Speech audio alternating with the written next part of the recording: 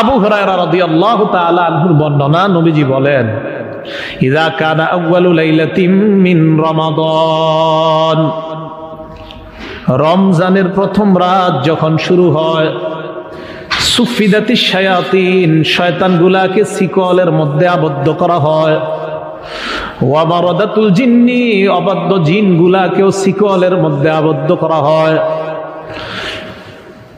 রমজান মাসে এরপর রিমোট হাতে কেন ওঠে?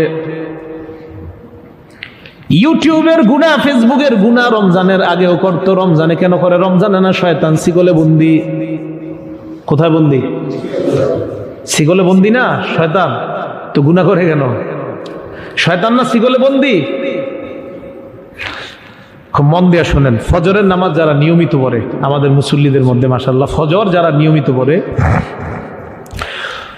অনেক সময় ওনাদের কানে যদি ফজরের আজান নাও পৌঁছে, ঘড়ির অ্যালার্ম যদি নাও যায়, ওই টাইমে আল্লাহ পাক তারে জাগ্রত করে দেয়। অভ্যাস, নিয়মিত অভ্যাস, ওই টাইমে উঠেই যায়। উনি তো রাতভর আপনার গুনাহের মাধ্যমে নিজের সময় নষ্ট করে না, আগে আগে ঘুমিয়ে যায়, আবার ফজরের সময় আগে আগে উঠে যায়, অথবা তাহাজ্জুদ পরে অনেকে উঠে।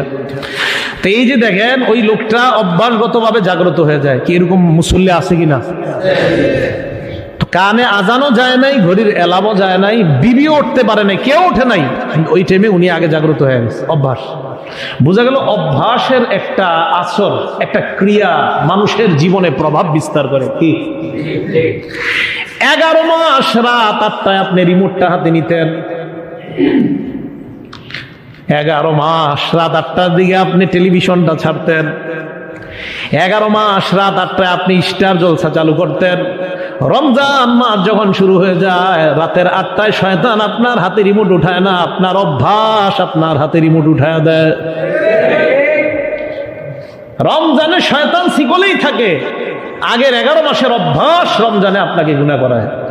তাহলে রমজানে শয়তান শিকলে থাকার পরও কেন গুনাহ করি? বাংলাটা মনে রাখবেন, বলবেন অভ্যাসগত গুনাহ। বলেন কেন গুনাহ করি? এই তো মাশাআল্লাহ। তো অভ্যাসগত গুনাহ আমরা রমজানে করি।